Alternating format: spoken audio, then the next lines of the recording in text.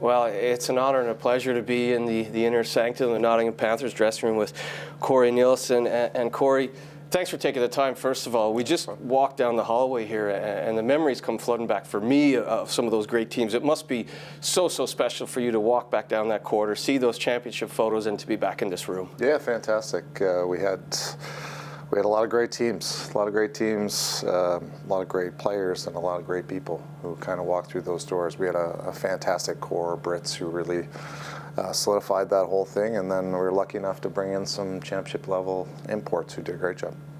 Is that something you're most proud of in your first stint here from 2008 to 2018? The David Clarks, the Robert Lakovic is still going strong. So some of the best Brit packs we've seen in the last decade. Yeah, Matthew, Danny Myers, all those guys.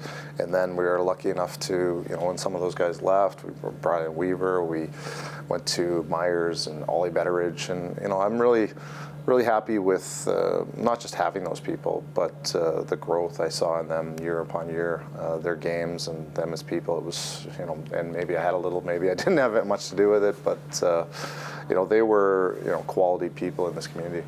I think most of those players will give you plenty of credit. You were happy to work with those guys and make them good people, good players. When you go to the DEL2, Norway, Slovakia, your time with GB, of course, spending time with the national program, Coach of the Year in DEL2. There's been some great experiences and some evolution as a coach as well. Yeah, I really loved my time away. Germany was, by far my favorite. I loved being there. Had some really nice teams. Unfortunately, I never really coached a team like the Panthers or the Devils or Giants or these kind of teams, but I coached a fringe mid-level team who overproduced and did very, very well. So that was a really fun time. Learned a lot about coaching and communication. Obviously, first language is Germany, and then Slovakia and Norwegian. So it was not just by word and writing things on the board, but I had to find alternate strategies to communicate my ideas, whether it be drawings or video and all these kind of things. So really done a decent job of making some banks for that now. It's a great point that you bring up, because I think the game has changed in my 14 or 15 years on these shores and around the Elite League and different guises. How has that changed? I mean, like you said, you go over there's language barriers, but has it changed in the Elite League dressing room as well now, here in your second stint, about how you purvey messages and do video and that sort of stuff to get players on side? Yeah, of course. Well, first off, the culture and everything's changed with how we speak, how we communicate with each other, the kids, how they respond to any kind of recommendation. Like it truly is a different world. So. Obviously shaming was always a thing that was bad, but you really have to choose your words, try to help put the players in a position to police themselves, keep themselves accountable, but at the same time, just mentoring them and encouraging them and empowering them. And just the way they learn now, especially, is so visual.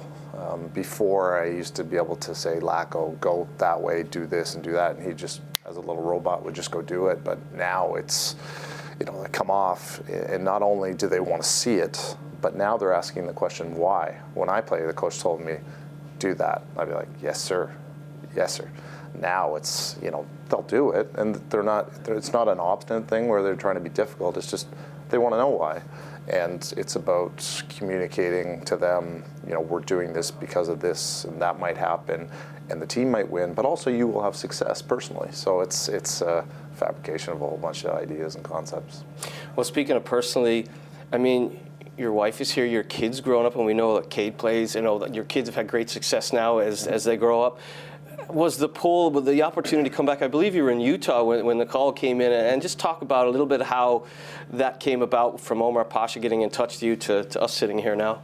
Yeah, well, obviously I've started to work on all these things I've been talking about with the video and the mentoring, the teaching of young guys, trying to play either professional or just improve themselves as hockey players. And I was doing a lot of that consulting work out in Utah, working with a junior team, which is an age group I really love, that 16 to 21. I find it's a real easy way for me to communicate with them. I just, from obviously my stature, presence, my experience, it was just an easy way for it to go, and I loved it. It was a good challenge dealing with those players, and obviously from there, saw the Panthers over multiple seasons, struggling, and always, tuning in, trying to figure out what's going on, how things are going, and at the end I got a call, and it was something that I wanted to consider. Obviously, first call's my wife, she's the boss, and then we started to just talk about how it would work and what it would be like to come back. So exciting, and your kids as well. It really does feel like home, and it's so good to see you in the room. I guess one final question would be, okay, you come in here, you've got the Giants, it's a Challenge Cup, it's a trophy that you won 6 as a coach, another as a player, 5 in a row. So it has been a trophy that over the years you've had great success. Is this something that you can earmark now? I know it's probably still feels like a little bit like training camp for you as you're starting to learn the players and get back into the groove, but is this something now where you feel like, let's get on a run here and let's turn this thing around? Well, I think, I've been talking a whole lot about performance lately with my team, and obviously a results-driven business, but I feel like if we can perform well on a consistent basis, we'll get a lot of those results. And, right now, as you said, we are still in training camp mode.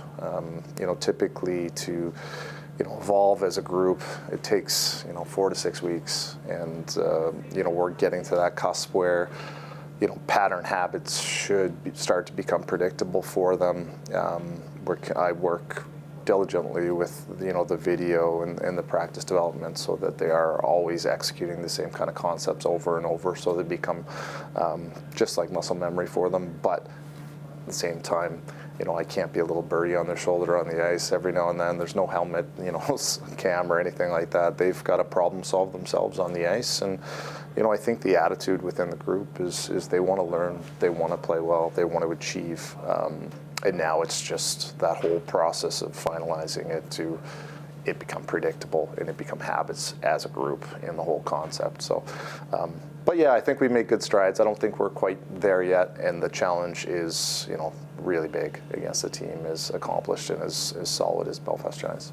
Well, it's an absolute honor. It's been great to have a chat with you off camera and a chat here in the dressing room. Thanks for taking the time to join us on Viaplay. Best of luck, and hopefully we'll be able to do this again, maybe the playoff final weekend or something like that. But look, thanks for taking the time, Coach, and all the best. No worries. Thank you.